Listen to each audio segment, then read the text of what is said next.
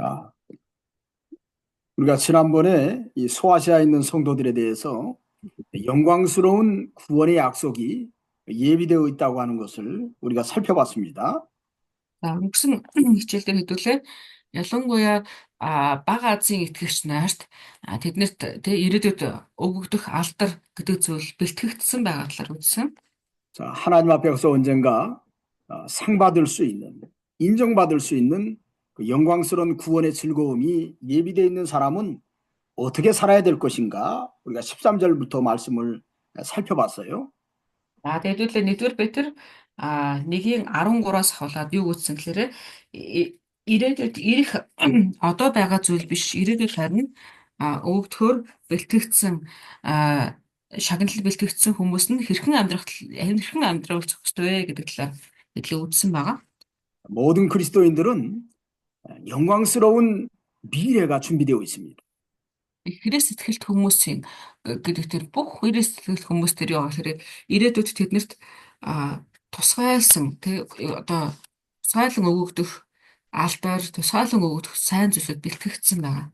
그래서 사도 바울도 빌립보서 4장 13절인가요? 거기 표대 되신 예수 그리스도를 향해서 위에 계신 부르심의 상을 향해서 달려간다. 그런 표현을 한 적이 있죠.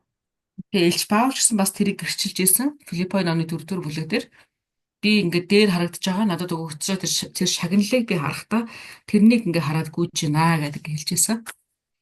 빌립보서 3장 14절이네요. 빌립보서 3장 14절에 그렇게 사도 바울이 Филиппой 4:14-ээр тэгж хэлсэн байгаа. 또 디모데전서 4장 7절로 8절에도 사도 바울이 고백한 것이 있죠. 디모데전서 4장 7절로 8절. бас дахиад харах юм бол 1-р Тимот 4:7-8 디모데 죄송합니다. 디모데 후서예요. 2-р Тимотийн 2-р Тимот 4:7-8 дээр гэсэн бас тэгж хэлсэн байгаа. 자, 그런가 하면 히브리서 11장에도 믿음의 선진들이 어찌 보면 다가올 그 언젠가 하나님 앞에 가서 그를 바라보면서 그 분양을 생각하면서 이 땅에서 여러 가지 고난 가운데서도 그 믿음으로 살아갔다고 하는 구절이 히브리서 11장 14절부터 16절 이렇게 쭉 그 말씀이 기록되어 있죠. За, Еврей номны 11-ээс 11-р бүлгийн 13-аас 16 дугаар ишлэгийг харах юм бол энэ дээр ч гэсэн бас байж байгаа. Бидний итгэлийн өвөг дээдс маань ч гэсэндээ дээр ингээд итгэл дотроо дээр одоо өгөгдөх тэднэрт ч гэсэн бас өгөгдөх тэр эрүүлийг хараад хэрхэн үйлдэжсэн талаар ингээд байж байгаа. 그래서 영광스러운 구원의 약속이 있는 사람은 미래가 준비되어 있는 사람들이에요. За тэгээ алдрын одоо алдрын дотор авралыг авсан хүмүүс бол тэр хүмүүсийн ирээдүй аль тийм бэлтгэгдсэн байгаа гэж ойлгож байна. 미래가 준비가 되어 있는 사람은 이 땅에 살아가면서도 뭔가 자부심이 있고 뭔가 확신이 있지요. Тэр тийм хүмүүс энэ дэлхий дээр бид амьдрахтаа яаж амьдрах вэ гингүүт ямар нэгэн байдлаараа зоригтой миний ирээдүй тодорхой байгаа гэдгийг мэддэг хүмүүс бол итгэлтэй ингэж амьдрна. 자, 그런 자부심과 확신 있는 사람은 이 땅에 살아가면서도 그리스도인으로서 바르게 살아갑니다. Би тийм одоо тийм тодорхой миний ирээдүй бол тодорхой гэж ингээ итгэж байгаа. Тэгээ итгэлтэй алхаж байгаа ялангуяа Христ итгэлтүүд тэгвэл яах вэ? Энэ дэлхий дээр бид нар яаж амьдрах вэ? 자, 그래서 13절에 너희 마음의 허리를 동이고 근신하여 예수 그리스도가 나타나실 때 너희에게 가져다 주실 은혜를 온전히 바랄지어다. 이런 말씀으로 사도 베드로가 당부했습니다. 그래서 нэгдүгээр Петр 1:13-ыг харах юм бол тэгсэн. Тийм учраас та нар оюун санаагаа үйлдэлд бэлтгэж эрүүл ухаантай байж Христ Иесусийн илчлэл дээр та нар өгөгдөх нэгүүлсэлд найдвараа бүрэн тавиарай гэж хэлсэн. 아멘. 우리에게 있어서 삶의 목표가 언젠가 예수님이 우리에게 주실 그 은혜를 바라보면서 우리가 이 땅에서 어떻게 살아가야 될 것인가를 소심해서 살아가야 돼요. Тэгэхээр тийм учраас бид нар яг гэхээр өгөгдөх тэр ерөөлийг ерөөлийг болон ивэл рүү бид нэр хараага хандвал түүнийг харангаа энэ дэлхий дээр алхахдаа болгоомжтой ингэж эрүүл ухаантай алхах хэрэгтэй гэж хэлсэн. 그래서 너희 마음의 허리를 동이고 근신해라라는 말씀은 언젠가 주님 앞에서 우리가 그 은혜를 받을 건데 그 받을 것을 위해서 이 땅에서 그것을 분별하면서 살아가는 삶의 자세를 가르쳐 주는 거예요. Мгм. Тийм учраас тэрэн дээр бас юу гэсэн тэгэхээр бид нэр бүсээ чаг одоо нуруугаа цэх байлгаж бүсээ чаг бүслээд дараад нь яг гэхээр авагдах тэр одоо ивэлдэ найдан энэ дэлхий дээр бид нэр зөв амьдрах хэрэгтэй гэж хэлж өгсөн. 자, 마음의 허리를 동이라고 하는 것은 우리가 언젠가 주님 앞에 가서 상 받을 거기 때문에 이 땅에서 있으면서 우리가 세상에 빼앗기지 않고 우리의 마음이 어떻게든지 간에 하나님 앞에서 근신하면서 어떻게 보면 내 삶에 있어서 근신이라고 하는 것은 구별된 삶을 살아가는 삶의 자세예요. Мгм. За тэгэхээр бид нэр гэсэн оюун санаагаа ялангуяа бэлдээрэй гэсэн үйлдэл бэлтгэн.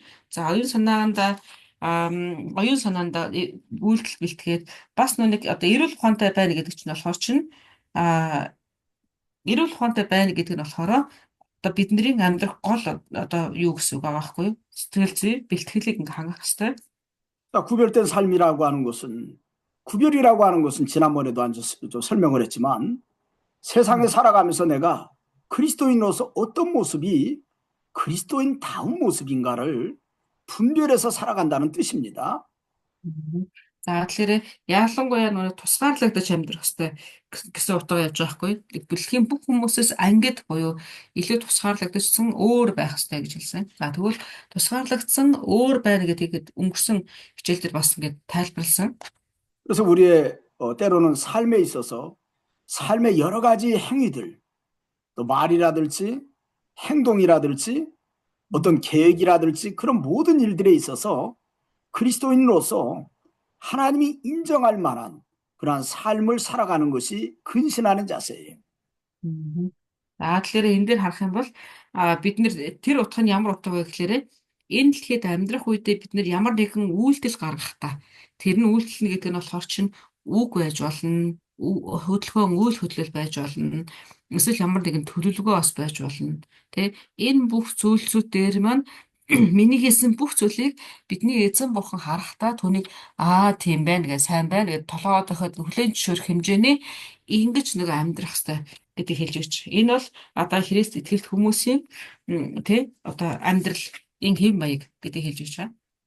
그래서 예를 든다고 하면 우리가 세상을 살아갈 때 어떤 사람이 나에게 화를 나게 했다. За жишээлх юм бол 여러분들 хин нэг хүн таны уурыг хүргэсэн байж болно тий. 자, 화를 나게 했으면 어떻게 합니까? Одоо таны уурыг хүргүүл та яах вэ? 그냥 욱하는 성격에 이렇게 성격부터 부리고 같이 막 싸워버리는 것이 그리스도인의 자세인가? Магадгүй таны уурыг хүргэсэн чинь тий гэдг ингээл тий ухс гэж босоод ч юм уу ухс гээл дүрс хийгээл тий өөрийнхөө тэгэл одоо юу гэдэг тий өөрийнхөө шууд ингээ аашлал ингэхэн тий магадгүй өөдөөс нь чанга дуурхан ч юм уу тий энэ тэгвэл Христ түүний дүр төрхөд нийцнэ гэж бодож байна уу?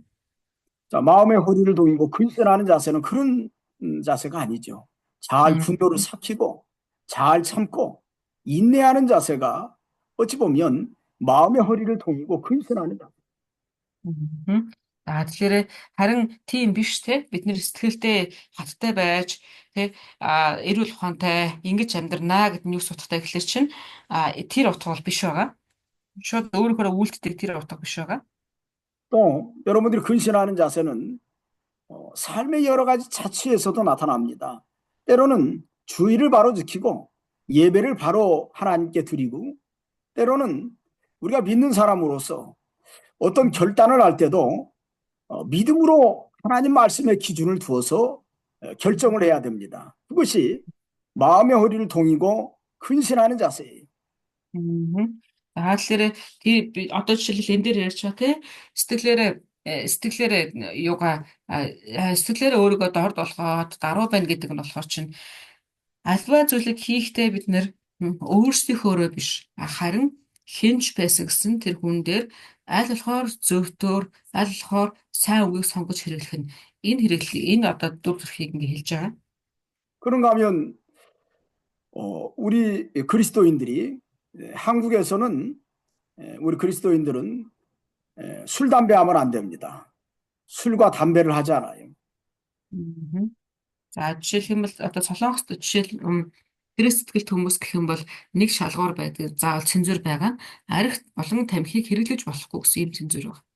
그런가 하면 카드놀이라든지 화투라고 하는 게 있는데 그런 걸 하지 않습니다. Тэгээ бас яг үгээр янз бүрийн нэг картын тоглоом карт гэдэг шиг одоо жишээлбэл юу гэсэн үг морито тоглоом тий тэрийг бас ингээд үгүй тоглохгүй гэдэг. 또 세상 노래를 부르는 공연에 그런 데 가지 않습니다. Бас нэг энэ дэлхийн одоо нэг дуу дуулдаг одоо янз бүрийн тоглолтууд гэдэг чинь тоглолт концертууд тийм зүйлсүүд бас ингээ явахгүй гэдэг. Явуулахгүй гэдэг. 여러분들 제가 이렇게 보니까 여러분들 중에 세상 노래 좋아하는 사람들 아주 많더구만. Одоо ингээ харах юм бол энэ дэлхийн дуунд ингээд их дуртай хүмүүс нэлээд харагддаг. 우리 그리스도인들은 근신해야 됩니다. 우리가 그런 걸 따라가는 사람이 아니에요. Тэгээ бид нэр болохоор тийм зүйлсүүдийг ч гэсэндээ болж бол тэдний тийм зүйлсүүдээс ингээд нэг фол ах хэрэгтэй. 자, 찬송 많지 않습니까? 또 복음성가도 많고 우리가 믿음의 노래가 많이 있잖아요. Тэгээ биднэрт одоо харах юм бол итгэлийн холбогдлолтой юм дуунууд олон байдаг тийм. Магтан дуу, магтаалууд. 구원의 약속이 언젠가 하나님 앞에 가서 상 받을 미래가 우리에게 주어져 있는데 우리가 이 땅에 살아가면서 그래서 이 마음의 허리를 동이고 근신하는 자세가 그리스도인의 올바른 자세라고 하는 걸 사도 바울은 13절에서 당부했던 거예요. 그래서 За тэгэхээр одоо харах юм бол ялангуяа ирээдүйд бэлтгэгдсэн тэр шагнал руу хараад гүйж байгаа хүмүүс те өөр энэ тэмдгийн янз бүрийн зүйлс рүү анхаарах цаг байхгүй харин цаг гэхээс илүүгээр яах гэсэн чинь бид нарыг оюун санаагаа үйлдэлт бэлтэг гэж хэлсэн. Тэгээ бас эрүүл ухаантай байгаарай гэж ингээ хэлсэн. Тэрэн дээр бид нар анхаарах хэрэгтэй гэдгийг одоо 13 дахь бүлэг дээр хэлж өгсөн гэсэн. 14절에는 그 두 번째 너희 사욕을 본받지 말라고 하반절 이렇게 기록해 놨습니다. 어느 그 베드로전서 지금 계속 말씀을 전한 거예요. 베드로전서 1장 14절 말씀. 네. 자, 1-р Петр 1:14 дахиад харах юм бол энэ дээр юу гэсэн гэхээр сүүлийн хэсгээр харах юм бол 자, 거기 너희 사욕을 본받지 말라고 그랬지요. 아래. За харах юм бол энэ дээр юу гэсэн гэхээр урдныхаа хүсэл тачаал битгий нийцүүлээрэ гэдэг бас хэлж өгсөн тийм. 자, 몽골말로는 뭐라고 번역되어 있습니까? 거기? 뭐 хүсэл тачаал 이렇게 хүсэл тачаал. хүсэл тачаал은 무슨 뜻이에요? 그 육신적인 설명을 하면은 육신적인 그거죠. 육신적인 마음을 육신을 따라가지 말라는 그런 뜻이죠. 한편으로는. 그래요? 육신의 마음, 육신의 그 원하는 대로 가지 말라는 뜻이고. 여기는 이 원문의 뜻은 어떤 뜻이냐면 너희 사욕을 쫓지 말라고 하는 것은 뭐냐면 개인의 욕심대로 행하지 말라는 뜻이에요. 그 욕심. 개인의 욕심. 그러니까 사욕이라는 단어 자체가 자기 개인이 원하는 욕심을 따라서 행하지 말아라. 그런 뜻이에요. 네네네. Өөрөөр хэлбэл одоо энэ дээр болохоор чинь энэ дээр ингэсэн байгаа шүү дээ. Урдын өвчл төсөл тачаалтаа гэсэн байгаа шүү дээ. Энэ болохоор юу судлаарэ? Тухайн хувь хүний өөрийнх нь хүсдэг, шундаг, албаа зүйлүүдийг хэлж байгаа гэсэн үг юм. 자, 그럼 우리는 어떻게 살아야 될까요? 우리 개인의 욕심을 따르지 말고 우리는 하나님의 인도를 따라서 살아야 됩니다. Тэгэхээр бид нэр болохоор энэ юу судалтай гэхээр хүн өөрийнхөө тэр нэг надад төршөөд шунал бодлоод төслүүдийг дагаад явахаас илүү явахгүйгээр харин бурхан юу хүсэж байгаа гэдэг рүү анхаарах хэрэгтэй гэдэг хэлж өгч байгаа гэсэн. 잠언 16장 2절로 3절 한번 보세요. За юу сургаалт төгс номны 2-оос 3 дугаар ишлэгийг уншиж өгөх. 16장 2절로 3절 한번 읽어보세요. 네. За за би эндээс уншиж өгье. Хүмүүний бүхий л зам нүдэнд нь цэвэрч сүнсийг дэнслэгч нь эзэн билээ. Үйлсээ эзэнд даатаг бодол санаа чинь биелнэ. 아멘.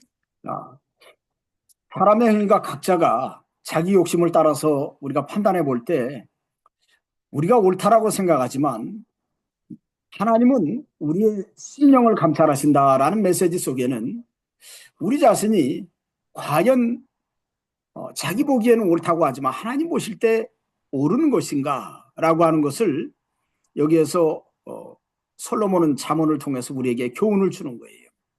너희는 옳다고 하지만 하나님은 그렇지 않다고 보는 겁니다. За одоо харах юм бол энэ чинь харах юм бол сургаалт ус 16-гийн 2 3 дээр ингэсэнтэй энэ болохоор чинь Соломон хэлж байгаа шүү дээ тийм ээ. Соломон юу гэж хэлсэн гэхээр бид нар өөрсдөө бодохдоо өөрсдийнх нь нүдэнд үн зөв сайн би болж байна гэж бодож магадгүй.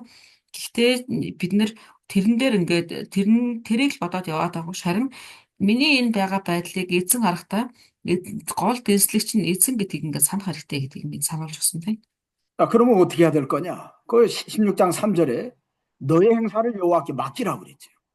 За тэгэнгүүтээ 16-гийн 3 дээр үсгэлээр тийм учраас чи өөрийнхөө үйлсийг эзэнд даатах гэж хэлсэн. 우리가 삶에서 결정하려고 하는 우리가 목표로 삼는 모든 것을 하나님의 뜻을 찾아서 그 인도를 따라가는 것이 맡기는 겁니다. Бид нар энэ үйлс гэдэг нь юу гэж хэлэхээр би энэ дэлхийд амьдрахдаа за ингэн тэгнэ гэсэн янз бүр зорилгууд байдаг шүү дээ тийм ээ. Тухайн зорилгууд дээр яг хэлэхээр тэрийг эзэнд ингээд даатах хэрэгтэй гэдэг хэлж байна. 여러분들은 하나님 왜 불렀을까요? Тэгвэл эзэн бурхан тэгвэл таны яагаад заавал таныг дуудсан гэж бодож байна? 여러분들 왜 구원하셨어요? Яагаад заавал таныг аварсан гэж бодож байна? 자, 그에 대한 답을 찾아보세요. тэрний талаарх нэг хариу гэж байгаа. Хариултыг та ингээ хайж үзээрэй. 그럼 내가 어떻게 살아가야 될 것인지 답이 나옵니다. Тэгвэл би хэрхэн амьдрах вэ гэдэг ингээ хариулт нь гарч ирнэ. 자, 그러한 모습으로 하나님의 뜻이 우리에게 주어졌기 때문에 우리가 그 하나님의 뜻대로 살아가야 돼요. За тэгэхээр тэр утгаар тэр шалтгаанаар бурхан таныг дуудсан учраас та яг хэлээрээ тэр шалтгааны дагуу бурханы хүслийн дагуу буюу амьдрах ёстой. 잠언 16장 20절도 한번 말씀을 보세요. 16장 20절. Сургаалт төгс 16-гийн 20-ыг бас дахиад харъя. 16-гийн 20 дээр юу гэж нэхлээр үйлс хэрэгтээ анхаарагч нь амжилтад эзэнд итгэгч нь жаргалт. 아멘. 하나님의 말씀에 주의하는 것은 좋은 것을 얻는다고 그랬죠. За энэ дэр харах юм бол бурхны үг рүү бурхан руу анхаардаг хүн, бурхны үг рүү анхаардаг хүн нэг эзэн сайн зол руу удирдна гэсэн. 여호와를 의지하는 자는 복이 있다고 그랬습니다.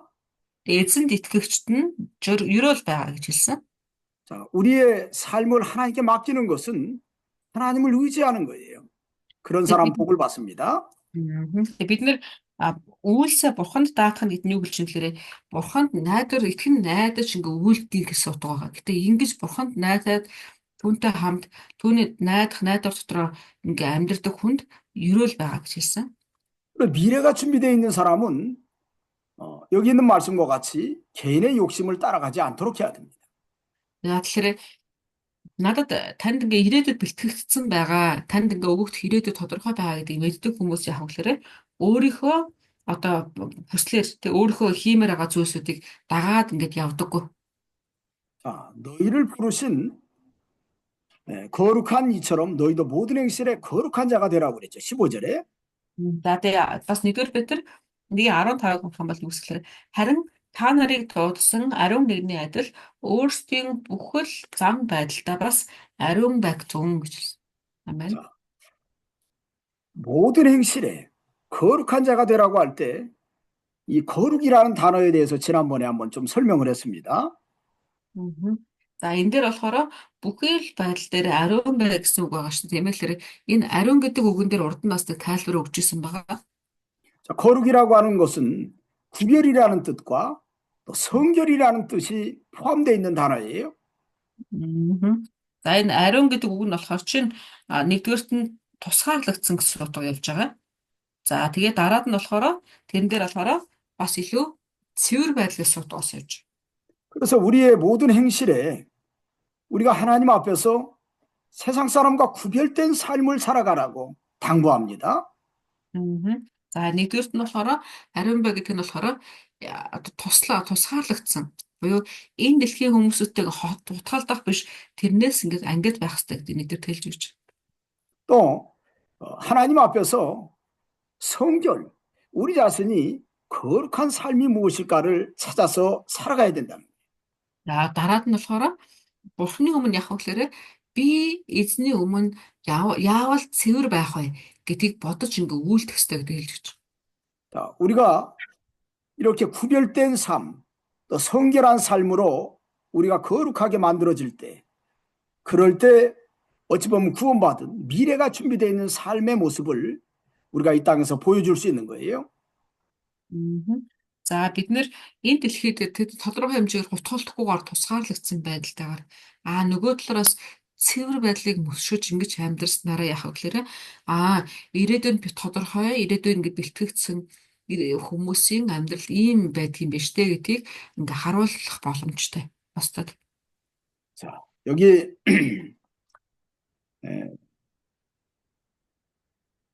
사도 베드로가 당부한 말씀이 있는데요. 여기 말씀해 보면 그 신의 성품을 우리가 받았다라고 얘기합니다. 신의 성품 있는데 베드로가 우리가 신의 성품을 닮았다고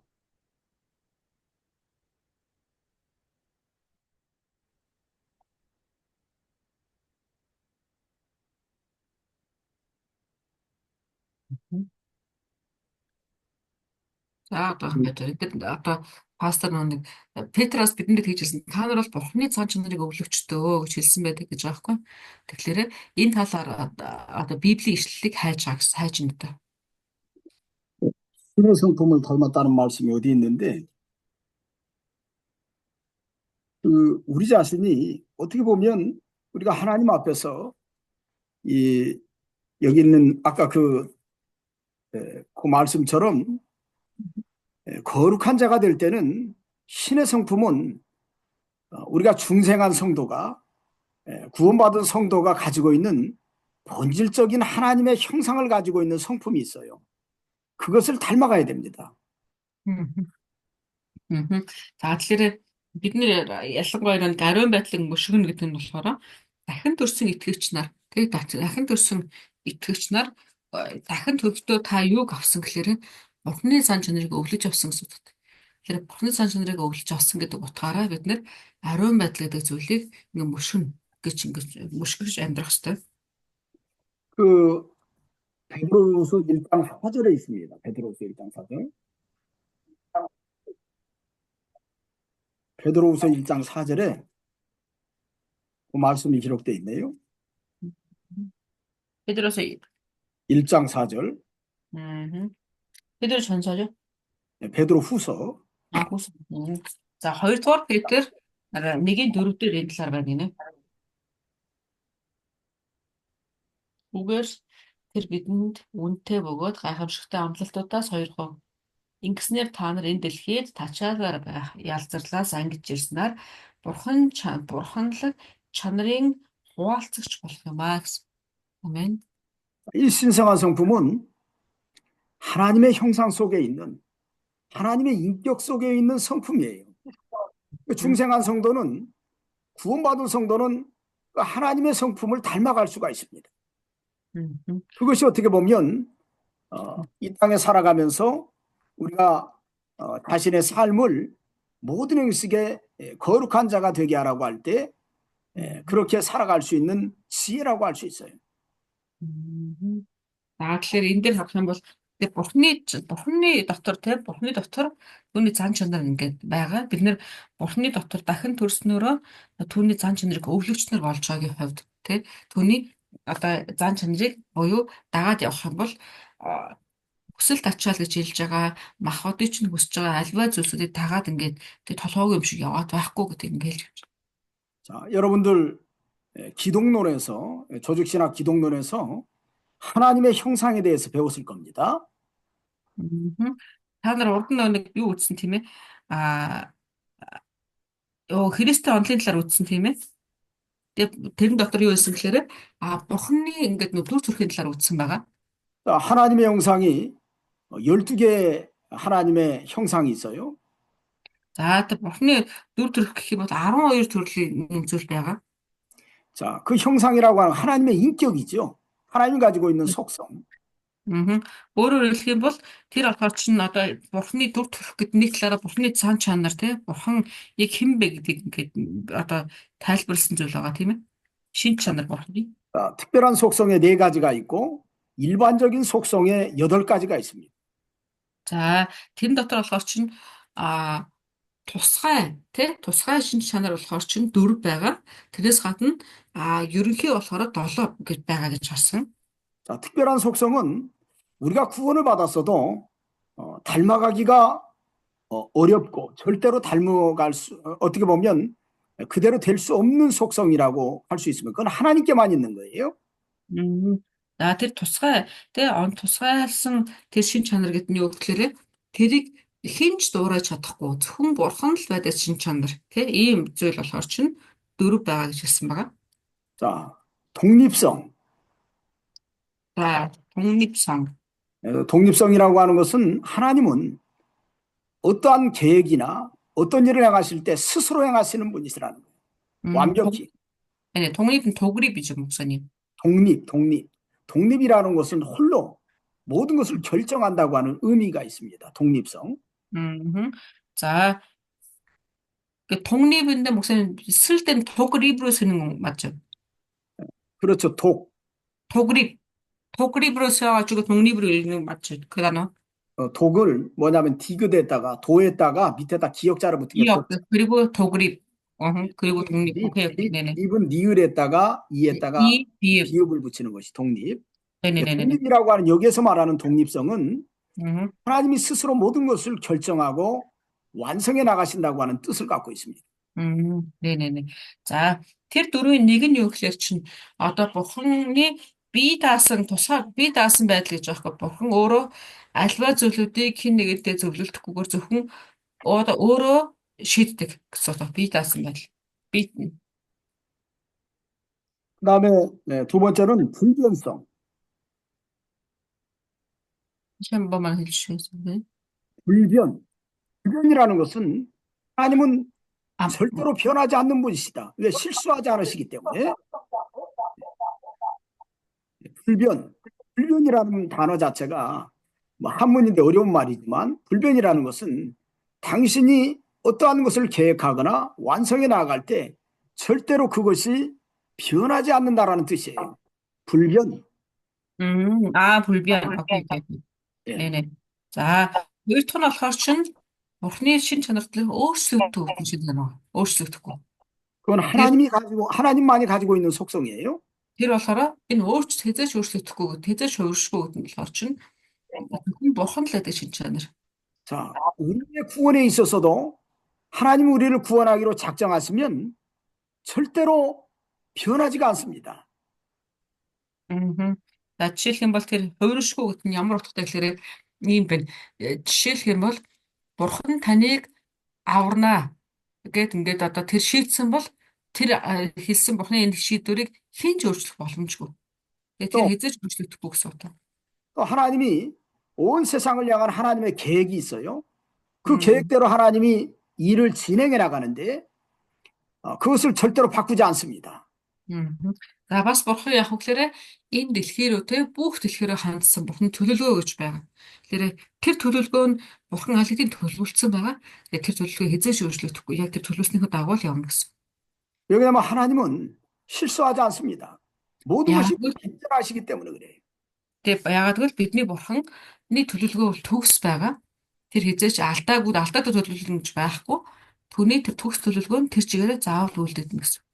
하나님은 불변성을 갖고 계십니다. 있어요. Тэгэхээр тийм учраас бидний бурхан хувиршгүй тийм хувирсгүй чанар мөн чанарыг агуулдаг.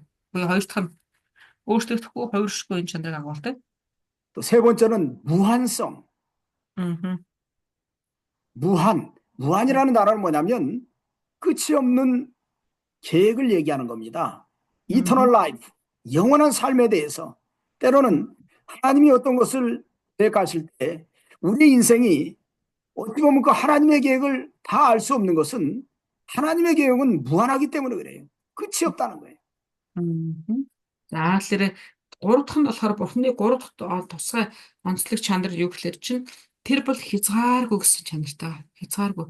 Ямар нэгэн тийм одоо хил хязгаар гэсэн юм бол байхгүй. Тэгээ энэ үрээд ингээ болоо гэсэн юм байхгүй. 우리가 땅의 지혜도 다 모르지만 하늘의 지혜도 모르고 우주의 지혜까지도 우리가 어떻게 알겠어요? 그러나 하나님은 그 모든 것을 완성해 나가시는 분이십니다. Бид нар болохоор чинь одоо энэ галсрын хязгаар тэгээд энэ тэнгэрийн хязгаар гэдэг ингээ тодорхой хэмжээ ярих гэдэг боловч дэлхийн окторгой гэсэн окторгой руу хүрэх нь бүр юу ч бид нэр мэдэхгүй. Гэтэ харин бидний бурхан бол бүгдийг ингээд одоо тэр мэдэх буюу түүний одоо чин чанар нь хэмжээлшгүй гэдгийг хэлж байна. 그다음에 네 번째는 단일성. 단일성이라는 뜻은 어떤 뜻이냐면 하나님은 어떤 것을 계획해 나가실 때 일정하게 어떻게 보면 일을 갖다가 해 나가신다는 그런 뜻을 갖고 있어요. 일정하게. 아하. 일정하게. 오케이. 왜 그러냐면 하나님이 이 세상을 창조하실 때도 우리가 성경을 보면 알겠지만 성경에도 세상을 이렇게 움직여 나가는 것이 과거나 현재나 미래가 동일한 방식으로 계속해서 하나님의 경륜 가운데 이렇게 움직이는 것을 볼 수 있습니다. 그것은 하나님이 일정하시기 때문에 그래요. 당신의 계획이나 또 당신이 행하시는 일들이 일정해요. 그래서 우리가 그러한 진리를 성경 속에서 발견하고 그 속에서 하나님이 이런 분이구나라는 것을 우리가 깨달을 수 있는 거예요. 아하. Тэгэхээр за дөрөвдүгээр болохоор чинь тэр бол ингээ эмх цэгцэн бурхан гэж байгаа байхгүй. Эмх цэгцтэй. Тэр түүний бүх зүйлийг болохоор тэр ингээд яг бүгдийг нь хуваарлаж хийдэг. Яг ингээ хуваартай. Жишээлх юм бол бид нар энэ дэлхийг ингээ харах юм бол одоо өнгөрсөн болон одоо ирээдүйн цаг гэдэг ингээ харахаар бүх зүйлийг бурхан ингээ хуурийн дагуу хийцэн аль хэдийн тогтоочихсон. Тэгэнгүүт тэр тогтоосныхоо дагуу ингээ үйлддэг гэж. 자, 예를 든다고 하면 하나님이 과거에도 그랬지만 지금도 일정하게 하시는 건 뭐냐면 선을 행하는 사람에겐 상을 주시고 악을 행하는 사람은 심판하시는 겁니다. Жишээлх юм бол бурхан одоо ч гэсэндээ жишээлх юм бол юм байна. Өнгөрсөн хугацааг харахад ч гэсэн одоо цаг үеийг харсан ч гэсэндээ бурханы өмнө зөвийг зөвдөр амьдрах гэж зөв зогсох гэж хичээж байгаа хүмүүст бурхан шагналыг бэлдсэн байдаг бол харин хором тэ зөв бишийг сонгох гэдэг дураараа ажиллаж байгаа. Тийм хүмүүс талаад ирэнгүүт чинь аль хэдийнэ бурхан хувийг өгөх гэж бэлдсэн байдаг бас шийтгэлийн хувийг. 또 하나님이 그 출애굽기에 보면 7년 풍년과 7년 흉년의 시간이 다가오는 것을 요셉이 어찌 보면 바로 왕 앞에 고백하는 내용이 나옵니다. 7년 풍년과 7년 흉년의 시간을 Одоо жишээлбэл бас нөгөө нэг жишээлбэл Эхлэл номон дээр харах юм бол гардаг тийм ээ. Нөгөө Йосефт бурхан зүүд өгдөг тийм ээ. 7 өмтэй жил болон 7 тэг ингээд хэцүү жилийн талаар ингээд зүүд өгдөг. 자, 세상도 마찬가지입니다. 세상도 똑같아요. 지금도 하나님은 그렇게 역사하는 거예요. 우리가 만약에 흉년이 있어가지고 우리 경제라든지 모든 삶에 윤택해졌다면 우리가 그때는 요셉의 지혜를 가지고 그때 얻었던 것을 가지고 저장해두고 그런 양식을 준비해두고 그런 시간이 흉년의 시간이에요.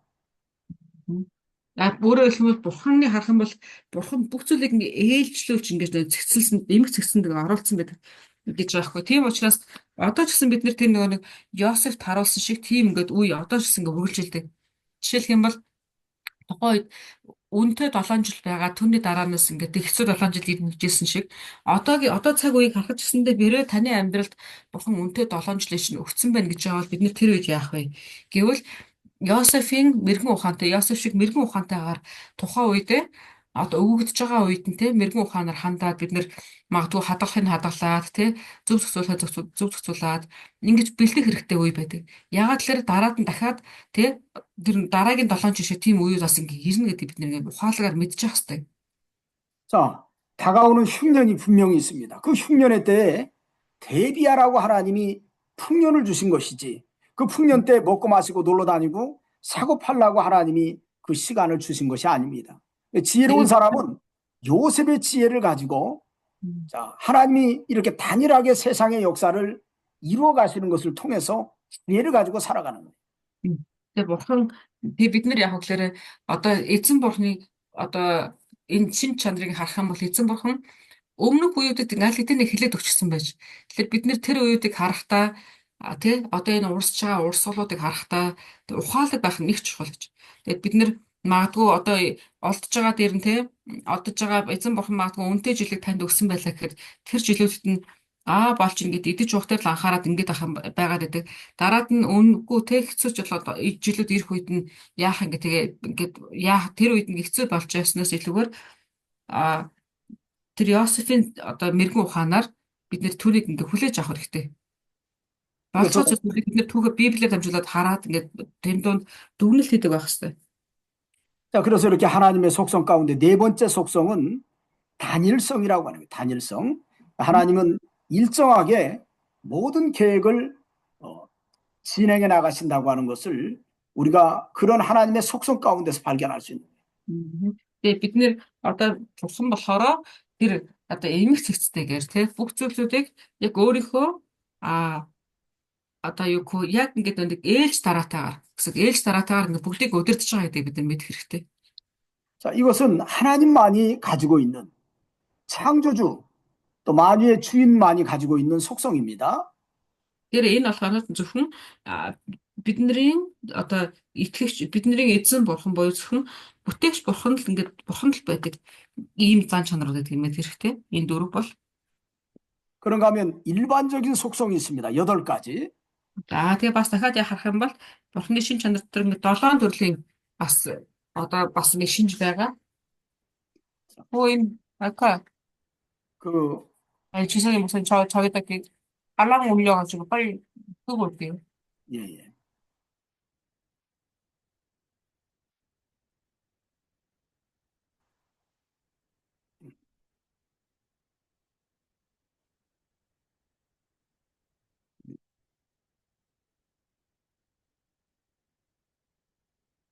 잠깐 좀.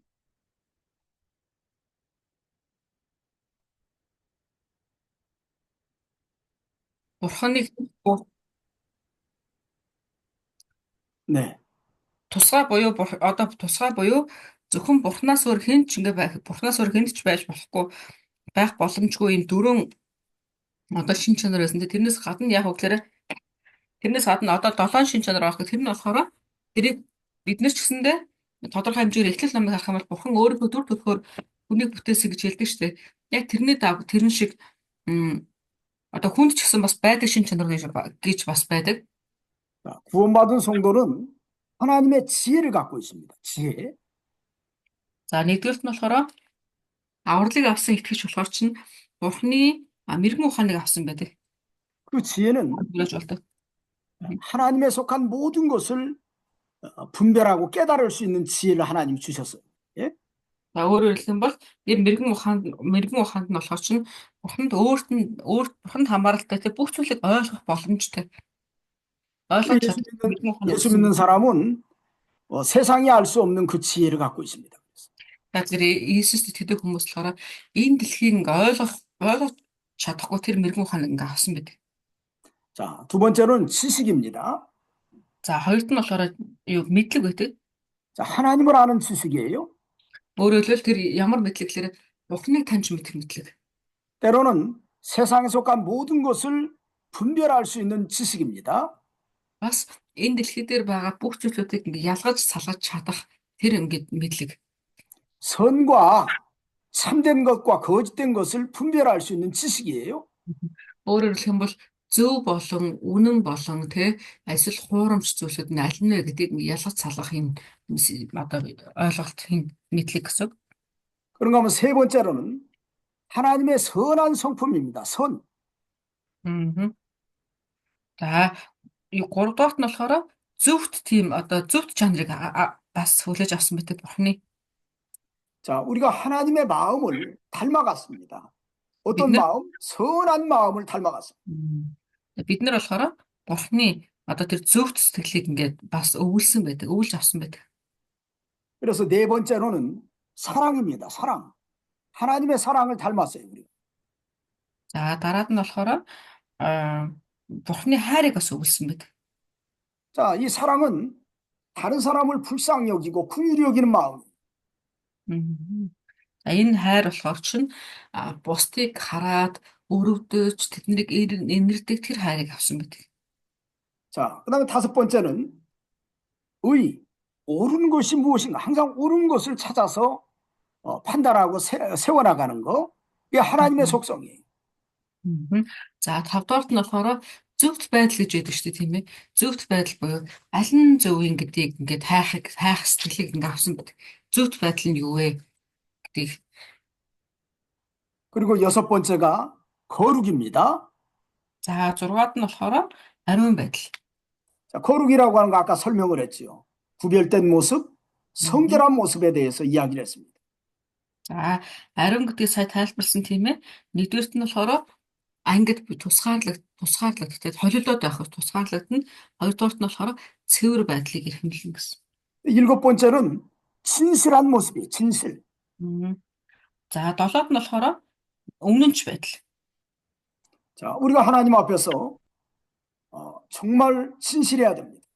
Тэгээ ялангуяа эзний өмнө бид нэр өөрийнхөө үнэнээр байх хэрэгтэй байдаг.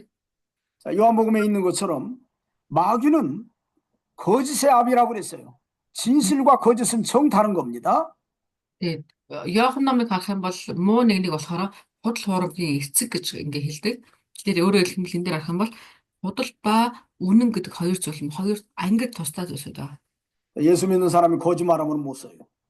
Тэгэхээр эзэн Есүс итгэдэг хүмүүс нь худлаа ярьж ингээ болох. 그 마귀한테 속은 겁니다. Тэгэх юм бол хэрвээ чи худлаа ярьж гэх юм бол аль хэдийнэ муу нэгэнд ингээ хууртагдсан явж байна гэсэн. 여러분의 삶 가운데서 항상 여기가 임기응변으로 때로는 이 거짓말하는 사람들이 있습니다. Бидний амьдралд ингээ харах юм бол тэгээд том ба жижиг зүйл дээр ч хамаагүй ингээд худлаа ярьдаг хүмүүс байдаг. 우리는 진실해야 돼요. Тэгээд бид нэр болохоор үнэн гэдэг зүйл дээр ингээ бац зогсох хэрэгтэй. 자, 마지막으로 여덟 번째는 하나님의 능력이라고도 하고 하나님의 주권이라고도 표현합니다. 여기 여덟 개 있는 건가요? 일곱 여덟 개. 건데 목사님? 자, 방금 이야기한 것이 진실은 일곱 번째고 네네네. 마지막으로 여덟 번째는 능력이라고도 표현하고 하나님의 주권이라고도 표현해요. 능력, 그러니까 주권. 지혜. 네. 자, 하나님의 일반적인 속성이 여덟 가지인데, 자, 지혜, 지식, 선, 사랑, 의, 거룩, 진실, 능력이라고도 표현하고 주권이라고도 표현하는 게 여덟 번째예요. 네네. За энэ дээр болохоор юм нийтдээ бурхны нэг хүн хүлээж авах боломжтой одоо 7 төрлийн зүйл гэсэн чинь тэр нь уучлаарай 8 төрлийн байна. 8 төрөл. Одоо 8 дахь нь юу байгаа гэхээр хүч чадал гэж байгаа байхгүй юу? Хүч чадал. За тэгээд нийлээд ингээ 12 болж байгаа юм байна. 자, 우리에게 하나님의 능력이 있습니다. Биднэрт ингээ бурхны хүч чадал ингээ өгөгддөг. 우리가 하나님께 기도하면 하나님 들어주세요. Жишээлх юм бол юу гэхээр бид нэр түн рүү эзэн рүү бурхан руу хандаж залбирх үед эзэн сонсч өгдөг. 그리고 믿음으로 행하면 하나님이 살아계신 능력의 역사가 나타납니다. Бас бид нэр итгэлээр ингээ үйлдэх үед бурхны бурхан амсныхаа дагуу бидний үйлсдэр гэсэндээ ажиллаж өгдөг. 자, 사도 바울이 테살로니가전서 1장 5절에 그렇게 말씀했지요. 목사님의 목소리가 들리다 안 들리다 이렇게 하세요. 아, 그래요? 왜 지금도 그래요? 지금은 괜찮은데 방금 앞으로 이렇게 하시니까 방금 구절에서 못 들었어요. 그래요. 데살로니가전서 1장 5절 말씀에 음흠. 여기 사도 바울이 고백한 말씀이 있습니다. 한번 읽어보세요. 네. За, 1-р Тесалоник 1:5 дээр Илч Паулын бас хэлсэн үг байгаа. За, 그냥 1-р 읽어보세요. Тесалоник 1:5.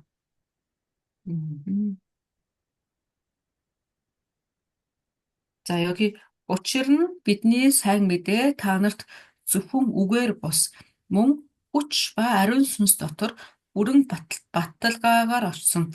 Тэрчлэн бид та нарын төлөө дунд чинь ямар байсныг та нар мэднэ. 자, 아멘. 여기 그렇게 했지요. 우리 복음이 너에게 말로만 이런 것이 아니라 능력과 성령과 큰 확신으로 되었다 할 때, 이 능력이라는 단어가 들어왔죠. 음. 네. За, одоо энэ дээр харах юм бол сайн мэдээ биднээс зөвхөн үгээр ирээгүй хүч ба ариун сүнс дотор гэсэн тийм ээ. Тэгэхээр энэ дотор бас хүч гэдэг үг явж байна те. 여기 능력은 믿음의 역사를 상징한다고 볼 수 있습니다. Энд болохоор хүч гэдэг нь болохоор итгэлээрээ үйлдэж байгаа үйлдэлүүдтэй хамт байдаг тэр хүчийг хэлж байгаа гэсэн. 우리가 하나님의 말씀대로 믿음을 지켜나가면 거기에서 하나님의 능력의 역사가 나타난다는 뜻이에요. Бид нэр Бурхны үгийн дагуу те итгэл дотроо дуулууртай явах үед тэр дунд яг гэхээр эзэн өөрийнхөө хүчээр үйлдэж хүчээр ингээ өөрийгөө илэрхийлдэг тийм ээ. Тэр хүчийг хэлж байгаа гэсэн. 자, 이것이 여러분들이 조직신학에서 기독론에서 배우는 하나님의 성품입니다. За, энэ болохоор чинь бид нар Христийн онол дотор Христийн онолоос сурсан Бурхны мөн чанар те 자, 이 하나님의 성품을 우리에게 주셨다는 거예요. За, тэгэхээр эдгээр харах юм бол энэ саяны шин чанаруудыг тий буюу саяны 8 шин чанарыг Бурхан биднэрт бас өгсөн гэж хэлсэн. 그래서 16절 말씀에 오늘 본문 베드로전서 1장 16절에 기록되었으되 내가 거룩하니 너희도 거룩할지어다. 이렇게 말씀할 때는 하나님인도 거룩하니까 너희도 거룩할지어다. 내가 거룩한데 내 성품을 너희가 가지고 있으니까 너희가 그 성품을 가지고 살아라 그런 뜻입니다. За, тэгэхээр одоо хэдлээ буцаад 1-р Петр ном руугаа очих юм бол 1-р Петр 1:16 дээр ингэж байгаа байхгүй. Яагаад гэвэл би ариун учраас та нар мөн ариун байгтун гэсэн агуулга байж байгаа. Энэ ямар утгатай гэхлээр би гэдэг чинь Бурхан шүү дээ. Тэгэх юм бол Бурхан би та нарт өөрийнхөө шин чанаруудыг буюу саяны 8 шин чанар те эдгээрийг ингээ өгсөн учраас та нар гэсэндээ энийг аваад те энэний дагуу амьдрах ёстой учраас ариун байж энэний дагуу амьдрч чадна гэдгийг хэлж өгсөн гэсэн. 그렇기 때문에 저와 여러분들이 이런 하나님의 성품을 가지고 살아가는 모습이 어쩌면 구원의 약속이 미래가 준비되어 있는 그 약속이 주어진 우리 그리스도인의 삶이다 하는 것을 명심해야 됩니다. Бид нэр яагаад бид нэр ариун байх ёстой вэ? Яагаад ингэ тустай байх ёстой гэдэг байгаа шалтгаан нь энэ гэж аахгүй. Бид нэр яагаад тэгэхээр биднэрт Бурхан амлаж өгсөн. Амлсан ирээдүйд чамд ингээд ирээдүйд бэлтгэгдсэн зүйл надад байгаа. Тэгээс зогсохгүй надад юу өгсөглөр Бурхан өөрийнхөө цаан чанаруудыг бас ингээд өгсөн байгаа учраас би эдгээр зүйлсүүдтэй учраас ингээд тусгай ингээд амьдрах ёстой. Ийм учраас би ингээд одоо гэсэн утгаар одоо бид нэр өөр байх ёстой. 우리가 삶의 목표가 이렇게 정해져 있어요. 그래서 бидний тийм учраас одоо эндээс бид нар харах юм бол чи яаж амьдрах ёстой вэ 그 гэдэг 삶의 방향도 정해져 있습니다. ингээд одоо зураг ингээ гараад ирж байна тийм. Амьдралын бас амьдрах ёстой амьдралын чинь чиглэл гэсэн ингээ гараад ирж байгааг харж байна. 그렇기 때문에 세상 사람들처럼 어떻게 살아야 될까 하면서 방황하고 여기 가서 죄 짓고 저기 가서 죄 짓고 여기 가서 부패성대로 살아가고 그런 모습이 우리의 삶의 모습이 아닙니다. Тэгэхээр бид нар нөгөө нэг дэлхийн хүмүүсээс өөр амьдрна гэдэг нь ийм учраас тэгэхгүй бол дэлхийн хүмүүс болохоор яаж амьдрахаа мэдэхгүй болохоор тий би яаж амьдрах вэ гэдэг мэдэхгүй ирээдүйд юу болох ч мэдэхгүй учраас энэ ч очиж ойлч гэмүүлтэл тэн ч очиж гэмүүлтэл ингээл дураараа ингээл амьдрал яваад гэдэг. Тэгэхээр тэрэн шиг амьдрахгүй амьдрч болохгүй шалтгаан нь ийм учиртай. 우리가 다 부족하지만 제가 이렇게 간혹 가다 보면 심지어 목사님들까지도 먹지 말아야 될 것을 먹고 가지 말아야 될 것을 가고 말하지 말아야 될 것을 말하는 것을 봤어요, 제가. Тийм мэдээж хэрэг хүмүүс бол сул дорой тий. Бүр эсрэгээрээ бүр тэр бүхэл одоо эзний өмнө үгийг дамжуулах хэрэгтэй байдаг. Пасторууд ч гэсэндээ те идэж болохгүй юм идчихсэн л явж байдаг, явж болохгүй газар очсон л явж байдаг, те хэлж болохгүй хамаагүй үгсүүдийг амнаасаа гаргацсан ч явж байдаг тохиолдлууд ингэ байдаг. 그런 사람의 특징이 어떤지 아세요? Тэгээ тийм хүмүүсийн онцлогийг ямар гэдгийг мэдэх үү? 자, 그런 사람 특징이 어떤지 여러분들 한번 생각해 보세요. 어떤 것 같아요? Тийм хүмүүсийн онцлог ингээд ямар байдаг бол та нар бодож үзтээ. 안정되지 않습니다. Нэгдүгээр 불안해요. тэд нар болохоор ингээд нөгөө одоо юу гэх амар тайван амар амгалан байдаггүй. Цаагуураал нэг юм ингээд нөгөө нэг юутай тайван бос байдаг. 자, 진정으로 하나님의 인격으로 자기 자신이 잘 만들어지면 안정된 길을 걸어갈 수 있습니다. Харин бид нэр өөрсдийнхөө явж байгаа замаар зөв замаар алхаад явах юм бол яадаг гэхээр бид нэр ийм амар тайван тий байдалд ингээд аяан давтлагдоод ирдэг. 그래서 우리의 삶의 자체가 어찌 보면 내가 진정으로 하나님의 사람으로서 흔들림이 없는 안정된 모습을 보여주는 것이 어떻게 보면 그리스도인의 바른 모습이라고도 할 수 있습니다. Бид нэр энэ дэлхий дээр тий амьдарч явах хугацаанд бидний амьдрал хинч харсан байсан гэсэн ямар нэгэн тийм гэдэг нь сэгсрэгцэн ийм одоо тайван бус байдал байхгүй тий харин амар тайван дотор ингээд амар тайван дотор байгаа байдлуудыг ингээд харуулж өгөх хэрэгтэй.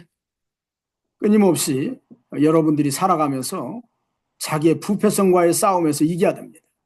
Тэгээ бид нэр ямар ч үед нэг өөрийнхөө тэр махбаттай тэгээ өөрийнхөө өслүүдтэй ингээд үргэлж ингээд тэмцэлдэж явах хэрэгтэй. 하나님의 은혜 안에서 자유해야 돼요. Тэгээ бид нэр эзний ерөөл дотор жинхэнэ тэр эрхчлөө гэдэг зүйлийг эдэлж амьдрах хэрэгтэй. 예수 믿는 사람은 미워하는 사람이 있어서는 안 됩니다. Иесуст Христэд итгэдэг хүмүүс бас яах ёстой лээ? Ямар нэгэн байдлаараа бусдыг ингээд нэг үзий ядах, орсох ийм байдал гэдэг зүйл байж болохгүй. Хэзээ ч тэр зохицолдохгүй. 예수 믿는 사람은 세상에 살아가면서도 세상 사람들이 보고 아, 내가 정신을 차려야 되겠다 하는 기준으로 바라보는 사람이 돼야 돼요.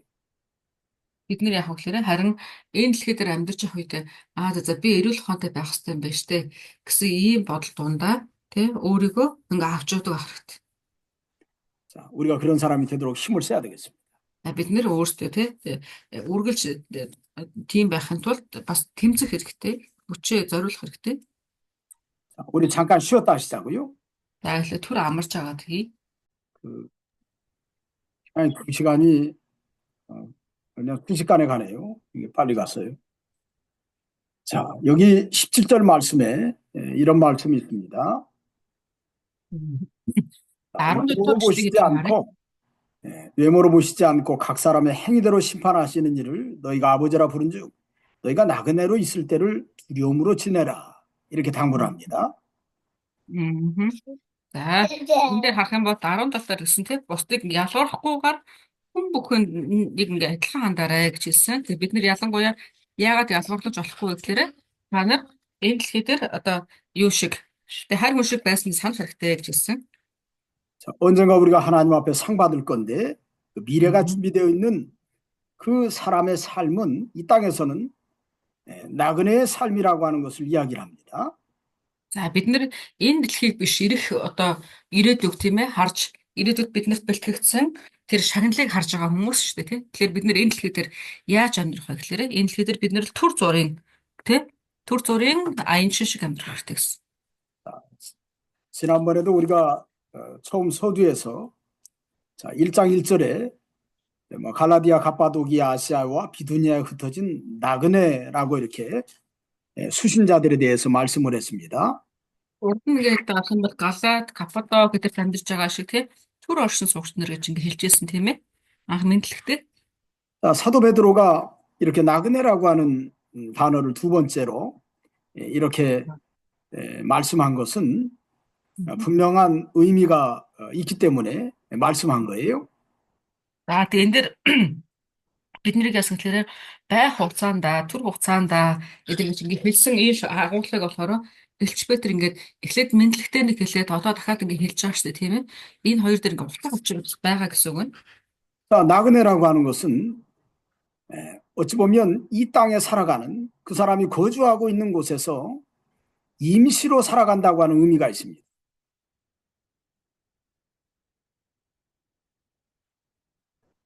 За төр суугч гэдэг маань нэг үгээр хэлэх юм бол энэ дэлхий дээр гэсэндээ яг тэр үгнийхээ дагуу тийм ээ бид нэр хэсэгхэн байж явна гэсэн ийм утга байгаа.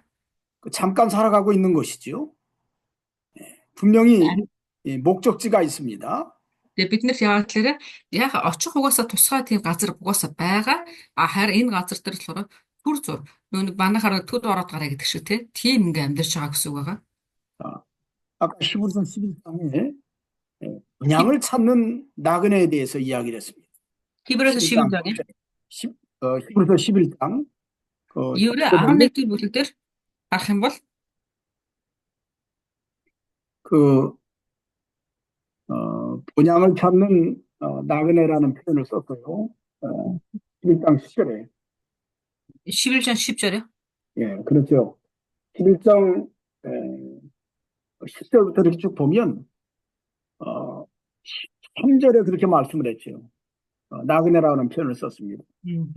За 10 Еврей 11-ийн 10-ыг харах юм бол тэрэн дээр гэсэн бас хэлж байгаа. Ингээд юу яаж байгаа те? Түр ингээ хүлээж түр ингээ оршин суугчдыг цааш ингээ харах юм бол ингээ хэлж өгч байгаа. 히브리서 11장 14절로 16절 한번 읽어보세요. За 10에서 11장 14절로 16절 한번 읽어보세요. 14-өөс 16-ыг за би уншиж өгье. Еврей 11-ийн 14-өөс 16. Учир нь тийм ярддаг нь их нутаг хайж байгаа учир нь тийм ярддаг нь их нутаг хайж буйгаа тодорхой харуулдаг. Үнэн дээр тэд гарч явсан нутгаа санаж байсан бол тэдэнд буцах боломж байсан юм аа. Харин тэд үлэмж дээр нутгийг хүсэж байв. Тэр бол Тэнгэрлэг орон мөн. Тиймээс Бурхан тэдний Бурхан гэж нэрлэгдэхдээ ичээгүй юм. Учир нь тэр тэдэнд хотыг бэлтжээ. 아멘.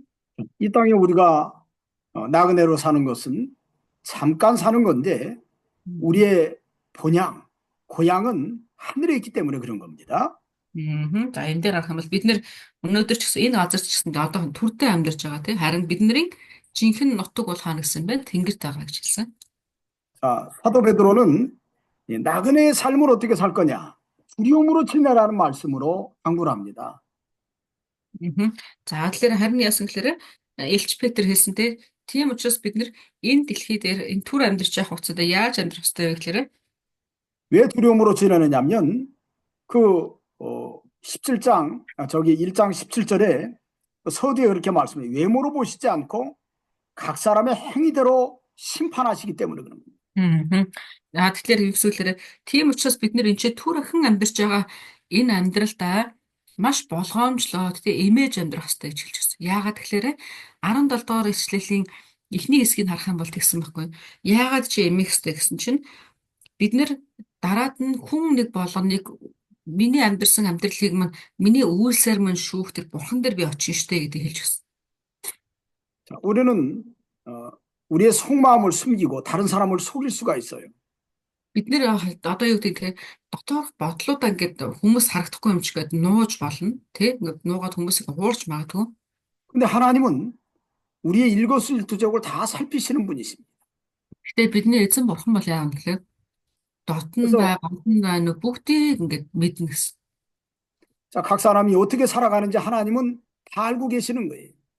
Тэгээ бид нэр ингээд хин нэгэнтэй хамааралтайгаар биш тий харин тус болгон хүн нэг бүр яаж амьдарч чадгийг бурхан мэднэ гэсэн.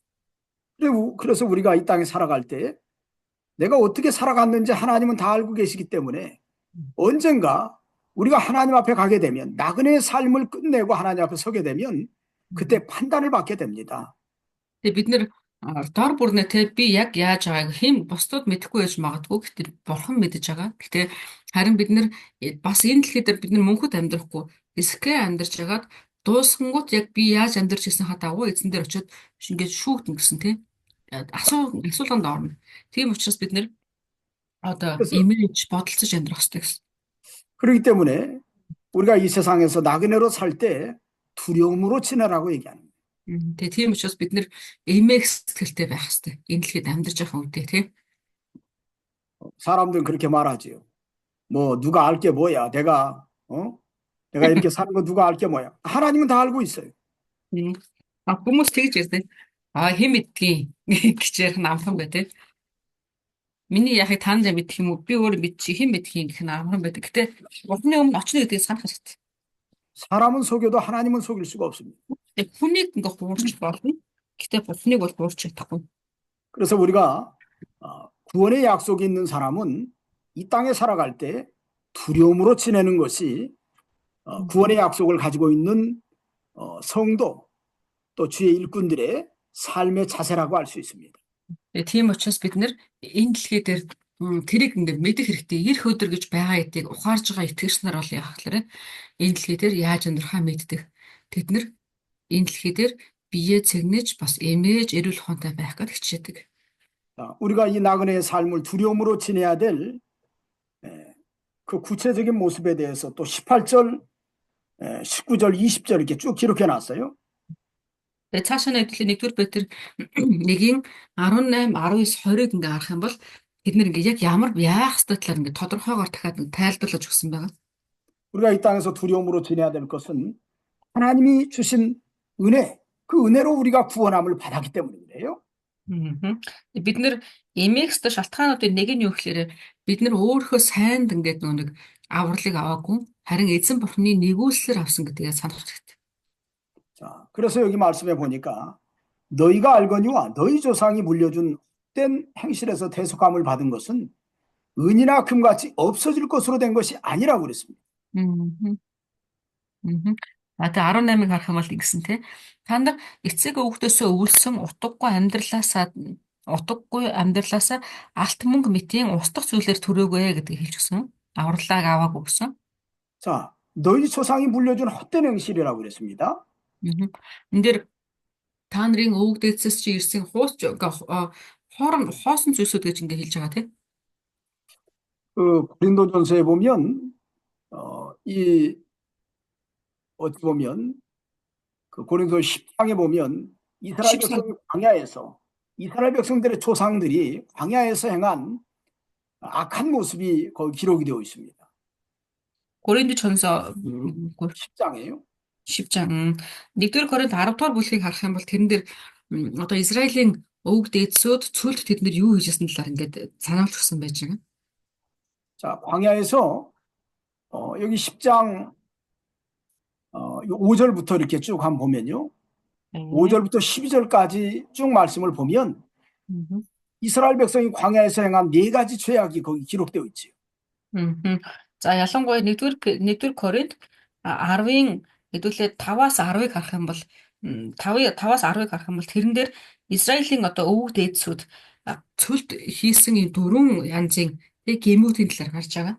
자, 우상 숭배하는 죄. За нэгдүгээрт нь болохоор хуурамчтай мөргсөн. 또 음행죄. хоёрт нь болохоор завхаарлсан. 음행하다가 하루에 23,000명이 죽었다고 그랬죠. Завхаарч жагаад нэг өдөртөө 23 мянган хүн ч гэсэндээ ингээ устгаж ирсэн талаар ингээ хэлж байгаа. 그런가 하면 10장 9절에는 원망하다가 주를 시험하다가 뱀에게 멸망했다고 했습니다. дахиад 19-дөр харах юм бол бас эзнийг сорьсон гэж. 또 10절에는 원망하다가 멸망시키는 자에게 멸망했다고 그랬어요. За тэгэнгүүтээ 10-р ишлэгийг харах юм бол тэрэн дээр болохоор гонгонсон гэж хэлж байгаа. 자, 너희 조상들이 물려준 헛된 행실은 바로 그것을 얘기합니다. 이런 네 가지 죄악들. За энэ дээр болохоор та нарын өвөг дээдсээс чинь өвлөж өгсөн хуурамч зүйлсүүд гэдэг нь юу хэлж байгаа юм бод чинь энэ дөрвийг хэлж өгсөн. Энэ одоо гэмүүдийг гэсэн. 자, 이런 죄를 짓고 있는 그들 조상들, 그들 후손들에게 하나님이 예수 그리스도를 보내서 그들의 죄를 대속해 주었어요. 대신 속량해 주었습니다. 그들의 죄값을 대신 갚아줬다는 뜻이에요. 네네네. За гэхдээ одоо энэ сонсож байгаа Израильчуудын өвөг дээдсүүд нь болохоор чинь өөрсдийнхөө үр удамдаа ийм зүйлэл өвлүүлж исэн байгаа байхгүй. Буюу ийм саяны хэлсэнчлэн ийм дөрвөн ийм гэмүүдийг л өвлүүлж исэн. Гэхдээ тийм арт түмэн дээр бурхан яасан гэхээр их хүч ирээд тэднэрийн энэ гэмээс нь болоод авах гэсэн тэр шийтгэлийг нь бурхан одоо хэрэгсэхгүй болгож өгсөн гэсэн. Хэрэгсэхгүй болгоод тэгээ дахиад яасан гэхэл тэднийг дахиад өөр зам руу удирдах өгч. 자, 그것은 뭐 세상의 은이나 금같이 없어질 것으로 된 것이 아니라 그랬습니다. Тэгээ бас юу гэхээр тэр эзэн бурхан өгж байгаа тэр зүйл нь болохоор энэ дэлхийн алт ба мөнгө шиг алга болох зүйл биш гэж хэлж байна. 자, 10절에 19절에 오직 흠없고 점없는 어린 양 같은 그리스도의 보배로운 피로 된 것이다 그랬죠. Харин 19 дээр харах юм бол харин гим зэмгүй бөгөөд толбгүй хурганы хадил Христийн үнэт цусаар жолигдсноо мэдэгтэн гэж хэлж байна. 자, 예수 그리스도의 그 대속의 은혜가 흠이 없다, 점도 없다, 또 보배로운 피다 그런 표현을 썼습니다. За тэгэхээр энэ дээр харах юм бол тэр хүмүүсийг буюу Израиль ард түмнүүдийг зольж авч байгаа тэр золилт нь бол устдах зүйлээр золиогүй харин юугаар золсон гэхээр холбогүй, гэм зэмгүй ийм цусны гавьяагаар золсон гэж хэлж гисэн. Христийн цусаар. 이걸 다른 표현으로 한다고 하면 자, 우리가 죄에서 망할 수밖에 없는데 그 죄값을 대신 갚아주신 것은 하나님의 완전한 긍휼과 사랑으로 되었다라고 하는 것을 이렇게 표현한 겁니다. Бид одоо энийг харах юм бол бид нэр дахиад өөрөөр хэлээд тайлбарлая гэх юм бол бид нар ч гэсэндээ өвөг дэцээс өвлөж авсан зүйл нь юу байгаа вэ гэхээр гим ба шийтгэлээс өөр юм байхгүй. Гэтэл бидний тэр одоо авсан байгаа тэр өвлөд авсан аль хэдэн зүйлсүүдийн хөдөлгөөн бид нэр шитгэх төстэй байсан байгаа хгүй. Шитгэхээс өөр арга байхгүй. Гэтэл тэрийг яаж гэмэд эзэн бурхны тэгээд хэмжээшгүй тэр нэгүүлсэл буюу тэр цусны гавьяагаар бид нарыг эзэн одоо уучлж өгсөн гэсэн утгатай. 특별히 여기 보배로운 피라고 할 때 보배롭다고 하는 것은 그 가치가 측량할 수 없는 가치가 있기 때문에 보배롭다고 표현한 것이죠. За энэ дээр болохоор одоо тэгсэн тийм ээ юуны үнэт гэж харж байгаа. Үнэт цусаар гэсэн байгаа да. 19-ийн сүүлс дээр харах юм бол Христийн 왜 보배롭죠? энэ үнэт гэж хэлж байгаа шалтгаан нь юу гэж бодож байна? 자, 그리스도의 대속의 은혜는 하나님이 당신이 만든 피조물들을 대신해서 피를 흘려주셨기 때문에 그래요. За тэгэхээр үнэт гэж хэлсэн шалтгаан нь юу гэхээр төгс хүчтэй нэгэн хинч биш таны төлөө цусаа урсгасан байгаа байхгүй. Тэгэнгүүт тэр учраас энэ үнэхээр ингээд байж болохгүй химжээлж яаж төлөд боломгүй тийм үнэтэй цус гэсэн. 쉽게 이야기한다고 하면 주인이 종을 위해서 자기의 목숨을 내놓은 거하고 똑같습니다. За энийг дахиад илүү ойрхон одоо амьдралаар буулгахаар ярих гэх юм бол одоо боол нь эзэн байгаа боол байгаа. Гэтэл боолыгоо аврахын тулд эзэн өөрийнхөө цусыг урсгасан гэсэн утгатай ижилхэн гэсэн. 그래서 그것이 보배로운 거예요. Тийм учраас энийг үнэт цус гэж нэрлэж. 또 보배롭다고 하는 표현 속에는 완벽한 구원에 대한 약속이 거기 숨어 있습니다. За бас энэ үнэт гэдэг үгэн дотор юу байгаа гэхээр би аварна гэсэн эзэн бурхны амлалт бас нуугдж байгаа учраас энийг бас үнэт гэж хэлж байгаа. 사도행전 4장 12절에 천하 인간의 다른 이름으로는 구원 얻을 만한 이름을 주신 적이 없다. 그렇게 말씀했죠. За Үйлс 4:12 дээр харах юм бол Тэнгэрийн тоор аврагдаж болохоос өөр нэр өгөгдөөг гэж хэлсэн. 또 요한복음 14장 6절로 8절에 보면 내가 길이요 진리요 생명이니 나로 말미암지 않고는 아버지께로 올 자가 없다라고 말씀했습니다. За Иохан 14:6-аас 8 дээр бас ингэж байгаа. Би бол зам, би бас амь, бас үнэн. Надаар дамжихгүйгээр хэн ч эцэг рүү очиж чадахгүй гэж хэлсэн. 그래서 예수님의 흘린 피가 보배롭다고 하는 것은 예수 그리스도를 통해서 완벽한 구원이 주어졌기 때문에 보배롭다고 표현한 거예요. Тийм учраас энэ үнэт цус гэж хэлсэн шалтгаан нь юу гэхээр эндээс өөр аврал байхгүй. Зөвхөн Христийн цусаар л дамжаад очих хэрэгтэй учраас энийг одоо энэ цусыг үнэт цус гэж хэлж байна. 아멘. 그래서 저와 여러분들이 정말 이렇게 큰 축복을 받은 사람입니다. Тийм учраас бид нэр одоо энд байгаа энд бидний хэдүүлээч гэсэндээ үнэхээр ингээд том ёроолыг ивэлэг авсан хүмүүс байна. 그렇기 때문에 우리가 이 땅에서 두려움으로 지내야 되는 것은 우리가 죄인 되었을 때 우리 죄값을 대신해서 보배로운 피를 흘려서 우리를 구속해 주신 그 하나님의 은혜가 우리에게 주어졌기 때문에 그런 거예요. Мгм. Тийм учраас хэдүүлээ бид нар ч гэсэн бас энэ дэлхий дээр амьдрахдаа эмээн бие зүг авч явах тэр хичээх ёстой шалтгаан нь юу гэхлээр чинь тийм үнэтэй цусны авралыг өөр хүнд бас бурхан өгөх боломжтой байсан. Гэтэ биднэрт өгсөн байгаад. Биднэрт өгсөн бөгөөд бид нэр тэр авралын нэгүүлсээр аврагдсан учраас бие энэ дэлхий дээр зүг авч явах дээр анхаарах ёстой гэсэн үг. 그 은혜와 그 가치를 깨닫는 사람은 그래서 하나님의 일을 행할 때 정말 억지로 하는 것이 아니라 정말 감사함으로 즐거움으로 기쁨으로 하는 거예요. 그래서.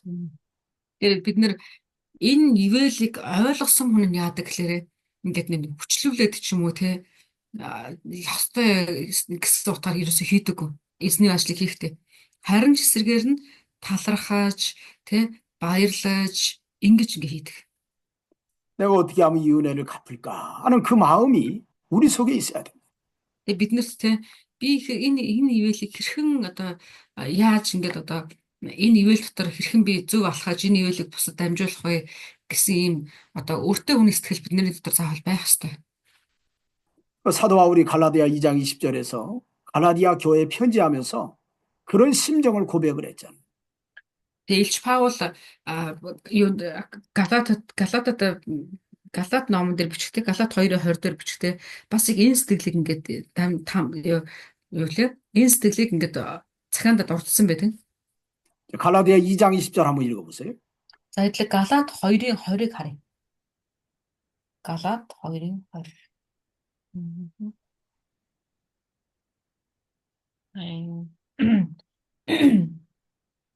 Амьд байгаа нь би биш, харин миний дотор амьдардаг Христ юм аа. Идүгэ мах боддоо миний амьдарч байгаа нь намайг хайрлаж миний төлөө өөрийгөө өргөсөн Бурхны хүүд итгэх итгэлээр амьдарч байгаа хэрэг юм аа. Амен. 내가 그리스도와 함께 십자가에 못 박혔다고 그랬잖아요.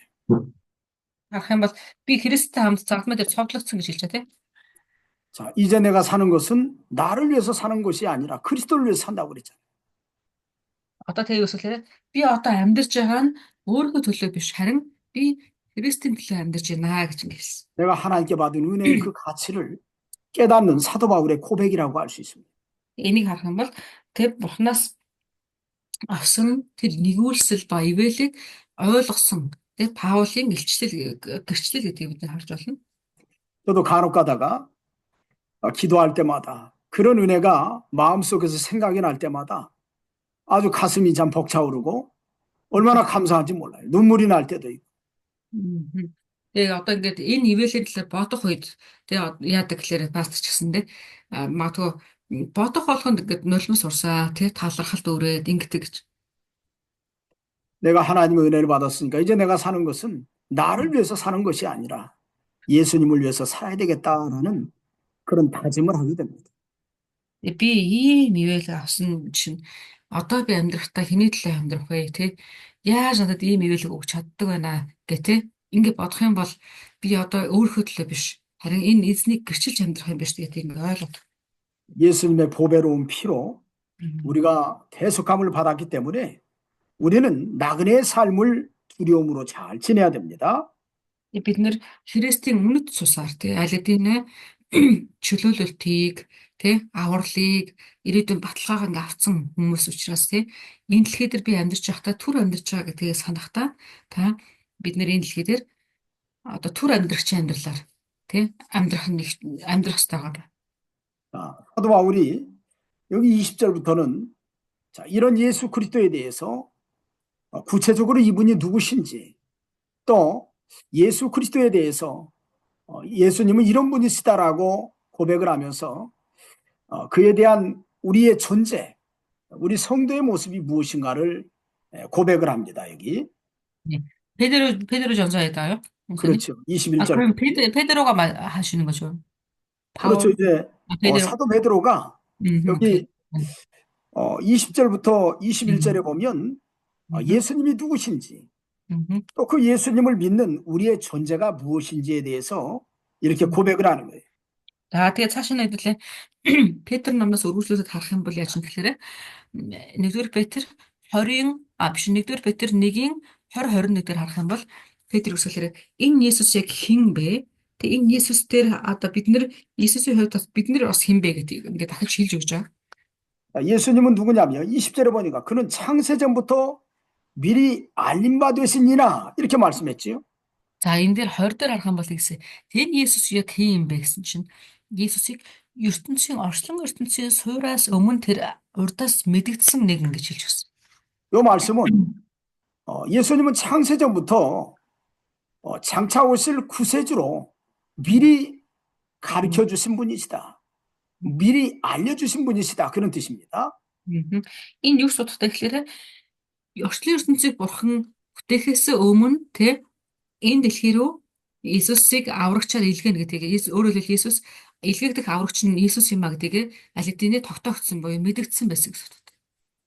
창세전부터 본인의 존재를 어떻게 보여주었을까요? Тэр тэгвэл орчлон ертөнцөөс өмнө гэж шүү дээ тийм ээ. Тэгвэл бурхан яаж тэрийг ингээд тогтоосон байж чадах вэ? Авралын талаар тий чи ингээд очиж аварнаа гэдэг яаж ингээд тогтоосон байх вэ? 창세기 1장 1절을 보면 태초에 하나님이 천지를 창조하시니라 이렇게 말씀을 했지요. Тэгээ Эхлэл номны нэгийг харах юм бол тэн дээр ингэж байгаа тийм. Бурхан өөрөө орчлон ертөнцийг бүтээсэн гэдээ харагддаг тийм ээ. Эрхэн 그것을 통해서 Тэнгэр газар бүтээсэн ба. 예수님이라고 하는 것을 요한복음 1장 1절에도 말씀합니다. За тэгээ бас Иохан хэдүүлээ нэгийг харах юм бол тэн дээр бас байж 자, 요한복음 1장 1절로 3절까지 한번 읽어보세요. 네. За би Иохан 1-ээс 3-ыг уншиж өгье. Эхэнд үг байсан ба үг бурхантай хамт байсан агаад үг нь бурхан байв. Тэрээр эхэнд бурхантай хамт байсан. Бүх юм түүгээр буй болсон. Буй болсон юмсаас түүнгүйгээр буй болсон юмс гэж нэг ч үгүй. 아멘. 창세전부터 미리 알려줬는데 어떤 분으로 알려줬어요?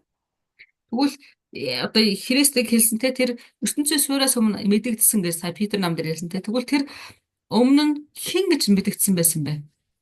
하나님이 천지를 창조하셨다고 그랬잖아요. Тэр 천지를 창조하신 창조주로 알려졌다는 얘기. тэр хэн гэж мэдэгдсэн байсан гэхлээрэ нэг дээр харах юм бол эрхэн бурхан тэнгэр газрыг бүтээсэн гэсэн. Харин Иохан дээр харах юм бол тэр бол бүтээгч нэгэн гэдэг бүтээгч эзэн байсан гэдгээр мэдэгдсэн гэж. 그래서 요한복음 1장 3절에 만물이 그로 말미암아 지은 바 되었으니 그가 지은 것이 하나도 그가 없이는 된 것이 없다라고 얘기한 겁니다. За Иохан 1 дээр харах юм бол 1-ээс 3 дээр харах юм болсон тийм. Бүх зүйл түүгээр бий болсон гэсэн. Түүгээр тэр ингэ бүтээс бүх зүйлийг тэр бүтээгээгүйгээр өөрөө бүтсэн зүйл гэж нэг ч байхгүй гэдгийг хэлж байна. 아멘. 그다음에 여기 1장 26절에도 보면 이런 말씀이 있습니다. 하나님이 이르시되 우리의 형상을 따라 우리의 모양대로 우리가 사람을 만들고 이렇게 말씀을 했어요. 선생님 베드로전서 16장이죠. 베드로전서 16장은 어디 방금 구절 창세기 1장 다시 창세기 1장 16절. 자, 1장 지금 뭐라고 그랬냐면 1장 26절 목사님. 1장 26절 말씀을 네네네. 보면 제가 지금 예수님에 대해서 계속해서 미리 알려주신 분이시다라고 할 때 첫 번째가 창조주로서 알려졌다고 하는 걸 소개했고 두 번째로는 어떤 분이신지를 내가 좀 소개하려고 그런 거예요. 네네네. За тэгэхээр бид нэр Есүсийн талаар харах юм бол одоо ихсэнтэй эхлээд тэр бол бүх зүйлийг бүтээгч гэж хэлсэн тийм ээ. Тэр бүтээгээгүй өөрөө бүтсэн зүйл нэг ч байхгүй гэж хэлж байгаа. За дараад нь болохоор Иесус дахиад ямар нэг хэн бэ гэдгийг дахиад одоо тайлбарлах гэж байна. 자, 1장 26절 읽어보면 예수님이 어떤 분인지 거기 등장을 합니다. дахиад одоо хэлүүлээ. Эхлэл номны 1-26 харах юм бол энэ дээр Иесус хэн гэдэг нь гарна. Чи 읽을까요, 목사님? 예, 읽어보세요. 1장. За би эхлэл 1-26 уншиж. Тэгээд бурхан бид дүр төрхийнхөө дагуу бидэнтэй адилхан хүнийг буй болгоё. Тэгээд тэднэр далайн загас, окторгуйн шувууд, мал адгуус, бүх газар дэлхий, газраар мөлхөгч бүгдийг захируулъя гэж айлдваа гэв. 자, 우리의 형상을 따라 우리의 모양대로 우리가 사람을 만들었다고 그랬죠? За энэ дээр үсгэлээрээ өөрсдийнхөө дүр төрхийн дагуу өөрсдөлтөөгөө адилхан хүнийг бүтээе гэж хэлсэн. 예수님이 누구냐? Энэ Есүс тэгвэл хэн бэ? Ямар хэн бэ? 우리를 당신의 모양대로 창조하신 분이에요. За өөрөөр юу хэн бэ гэхээр Есүс өөрийнхөө дүр төрхөөр биднийг бүтээсэн нэгэн гэдэг ингэж байна. 아까도 우리가 하나님의 속성에 대해서 우리가 말씀을 배웠지요. Бид нэр урд нь сая нөгөө нэг Бурхны мөн чанарын талаар ингээд суралцсан тийм ээ. 예수 그리스도의 속성이라고도 할 수 있습니다. Бас энэ талаараа Бурхны ятар 12 мөн чанар байгаа даа шүү дээ. Тэр нь Бурхных гэж ойлгож бас нөгөө талаараа Христийн 12 мөн чанар гэж ойлгож бас болно. 자, 우리의 죄를 대속하신 예수 그리스도. Өөрөөр хэлбэл бидний гэмийн өмнөөс тэ золигдсон Христийн дүр төрх гэж ойлгож болно. Мөн 그 чанар. 당신의 형상대로 사람을 만드신 분이 예수 그리스도예요. За тэгэхээр бид биднийг өөрийнхөө дүр төрхийн дагуу бүтээсэн нэгэн бол тэ Христ. Есүс Христ. 자, 세 번째로는 어떻게 알려주신 분이냐면 여기 창세기 3장 16절 한번 보세요. За бас Эхлэл 3장 номны 15절부터 16절 한번 읽어보세요. 15절 16절죠. 예, 3장 해보세요. 15절 16절 창세기. За хэдүүлээ одоо энэ дээр харах юм ба дахиад дараад нь энэ Есүс гэж бас хинбэ гэдгийг харахын тулд Эхлэл номны 3-ын 15-16-аас харж болно. За би энэ чөөрчгийг би тэр эмэгтэй 15장 16절죠. 아니 3장 15절 16절에 창세기. Би тэр эмэгтэй та хоёрын хооронд бас чиний үр тэр эмэгтэйн үрийн хооронд дайсагнал үүсгэнэ. Тэр үр толгойг чинь няцаалж түүний өсгийг чи няцалнаа. Гэд эмэгтэйд өөрийн чинь жирэмсний бэрхшээл зүдгүүрийг би бүр ихсгэнэ. Өвдөж зоовж чи үр хөвгтөд төрүүлнэ. Эр нөхрөө чи ирмэлзэн эр чинь чамайг эзэмнэ гэв. 자, 창세기 3장 15절 말씀 읽었지요? 네. 자, 거기 보면 예수님이 어떤 분이신가를 여기에서 소개를 합니다. За энэ Эхлэл 3:15 дээрээс бид нэр Есүс бас хэн бэ гэдгийг бас мэдэх боломжтой. 하나님이 아담에게 지금 말씀하시는 거예요.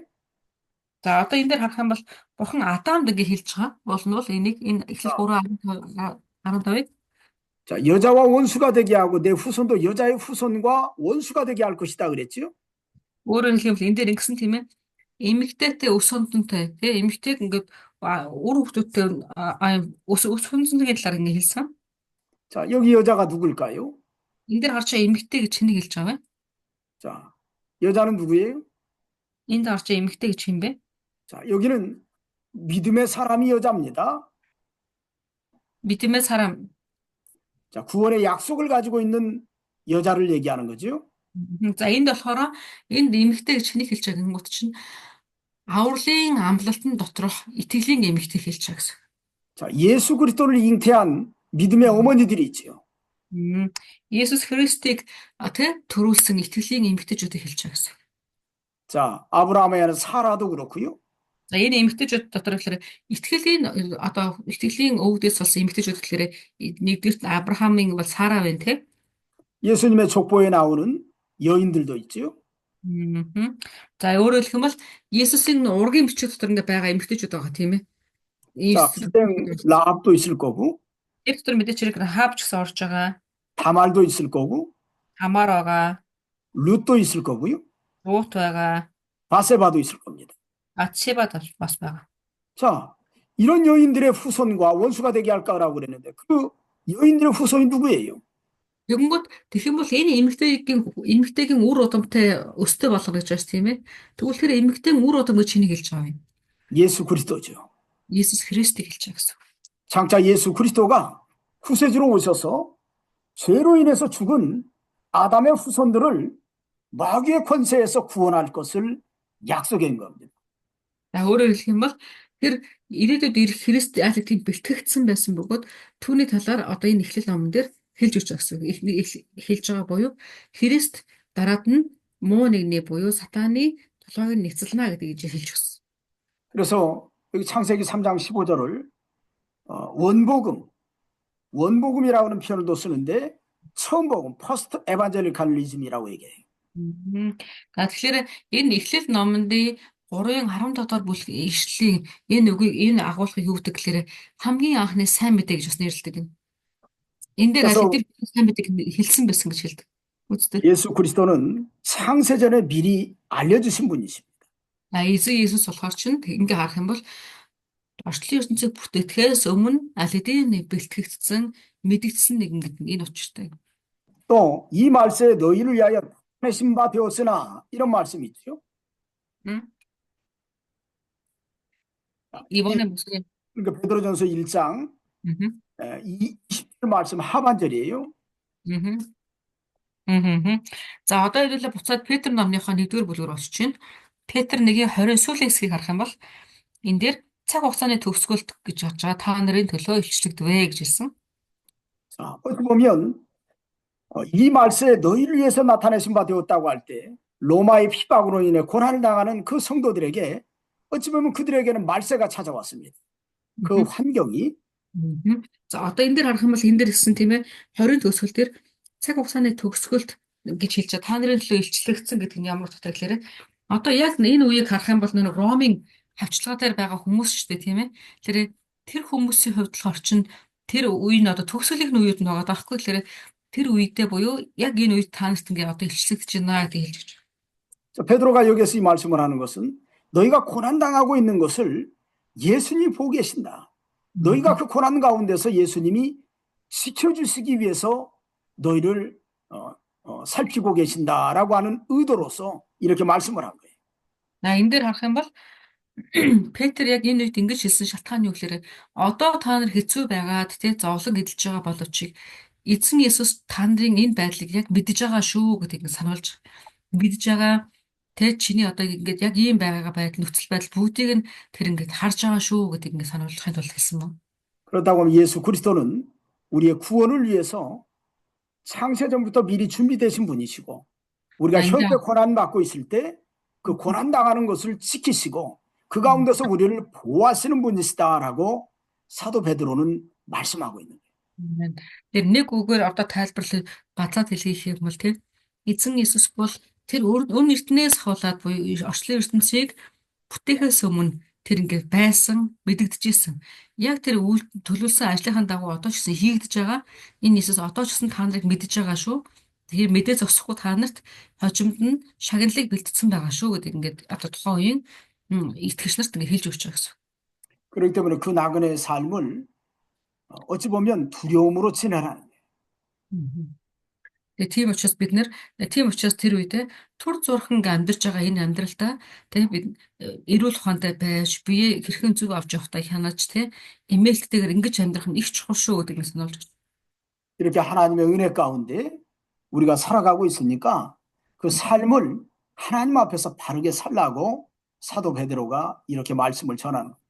Тэгээд тэр яг сүлээрээ бидний амьдарч байгаа амьдрал нь ивэл доторх амьдрал шүү гэдэг сануулаад энэ ивэл доторх амьдралтаа бид нэр хэрхэн амьдрах вэ гэдгийг дахин ингэ сануулж өгч байгаа гэдэг. 자, 우리가 하나님 앞에서 이런 은혜 가운데 있다고 하는 것을 알고 우리의 삶을 구원받은 자, 미래가 있는 성도는 어떻게 살아갈 것인지 오늘 우리가 말씀을 통해 좀 살펴봤어요. Тэгээд бид нар ч гэсэн ялгаа авахгүй те эзний нэгүслэлээр аврагдсан тэр их үнэт цусаар ингээд өөр хүмүүст өгч болох юмсэндээ бид нар ингээд авсан тэр аврал дотор амьдарч байгаа хүмүүс буюу бид нар ч ялгаа авахгүй мөн энэ дэлхий дээр ирээдүйд бидний төлөө ирээдүй байгаа тэр ирээдүйн дотроо ирээдүйгээ бид нар харалтаа энэ дэлхий дээр түр амьдарч байгаа хүмүүс бөгөөд түр амьдрахтаа хүмүүс хэрхэн амьдрах талаар хэдлээ суралцлаа те. 여러분들 이 나그네의 삶을 두려움으로 사시길 바랍니다. Бид нар ч гэсэндээ ингээд түр амьдарч байгаа энэ амьдралтаа эмээх сэтгэлээр ингээд амьдрах нь чухал шүү. 자, 오늘 우리 여기까지 해야 되겠습니다. 시간이 좀 갔네요. Тэгээд өнөөдөр бүгдээрээ энэ үртэл ингээд үзье. 자, 여러분들 질문할 거 있습니까? Та бүхэн маань асуух зүйл байна уу? 자, 질문할 거 있는 사람. За асуулт байна уу хүмүүсээ? 그 질문할 것이 없구만요. 자, эзэн таны амьд ариу үгийг сонсох хэл ёроолыг өгсөн танд талархаа явахаа. Үнэхээр эзэн минь энэ үгийг бид амьдралдаа хэрэгжүүлээд бас үнэн зөв дотор алхахад минь та өөрийн ариун сүнсээрээ та удирдах өдөр бүр сануулan зөвхт байдалд чиглүүлж өгөөрэй бид. Энэ газар сурсан бүхэл оюутан бүрийн дээр амьдрал бас чуулган бүр дээр нь таны үг биелэгдэх болтугай. Бүх алдран зөвхөн танд байх болтугай гэд эзэн Есүсийн нэрээр даатхан гуйн залбирч байна. 아멘. 아멘. 자, 그리고 여러분들에게 하나 좀 광고할 것은, 우리가 올해 졸업은